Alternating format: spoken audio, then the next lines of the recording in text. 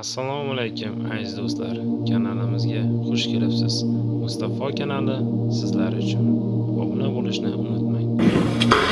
Kelin tomonidan kamsitish ko'payib ketyapti.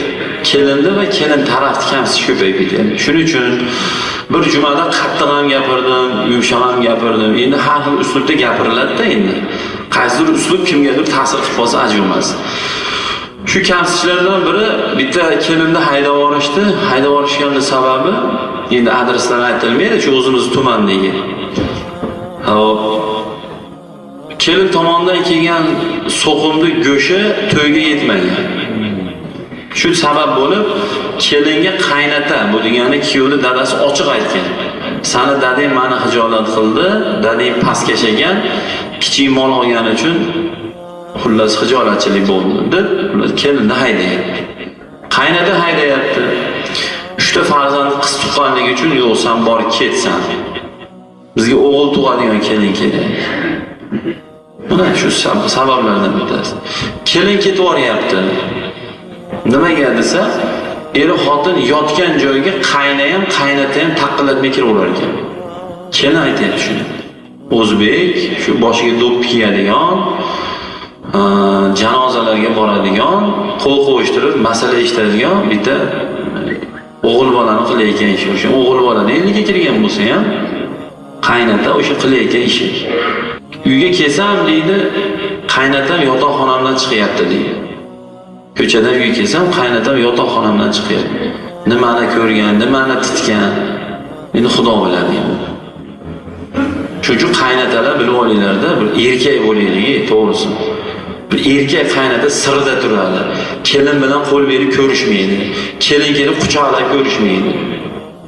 Lekin yelkangizdan olib qo'yadi, bo'ldi, o'sha ham shart emas o'zasidan. Kelini bilan quchoqlash ko'rishyapti 70% o'zbeklar. Qana o'g'il bolasan sen o'sha 70 ga kirgan bo'lsang ham o'sha qaynata. Kelining bilan pishirib qo'yibdi, quchoqlash ko'rishib. Qana odamsan sen? Ha, sen bir distansiya saqla, sen qaynatasan, sen siring bo'lsin sen o'zingga yarasha.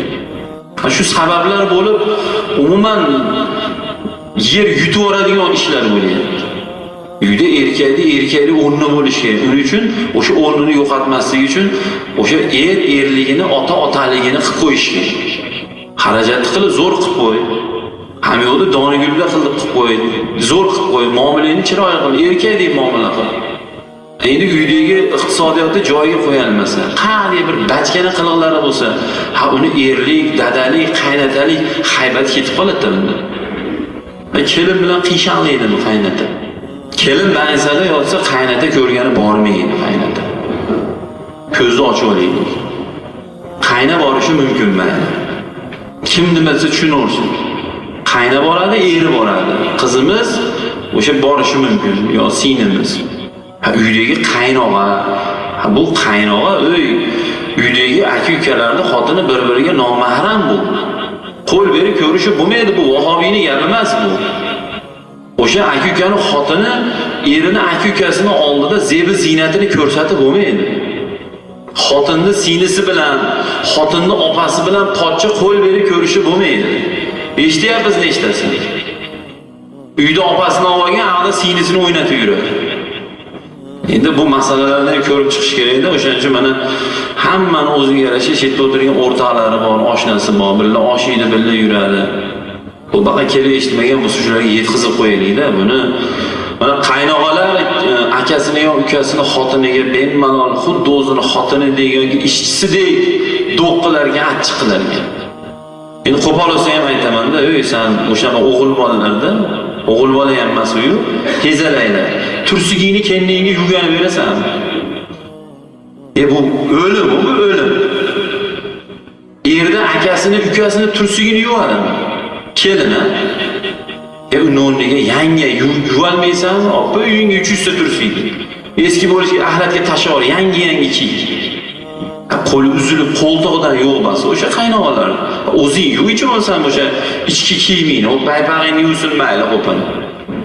Bu maykani yuvayotganda masalan, o'sha erda akasini, ukasini maykasidan o'sha kelinga yoqadigan bir zo'r hid kelsa, nima bo'ladi? Ochiq bir hayotda uchraydigan narsalardan bittasi. Mana shu narsalar bizni og'riq nuqtalarimiz. Iloji bo'lsa qaynota agar qayna bo'lsa, o 70 ga kirgan bo'lsa, o'sha ichki kiyimini xotini yuvsin, o'sha kampir bo'lsa, yo'qsa o'zi yuvsin bo'lmasa. İmkon darajada o'sha ayolga bermasdan-da. Mana shu narsalar bizni milliyligimizni zo'r chiroyli qadriyatlarimizni yo'qotib olyapti mana shu narsa.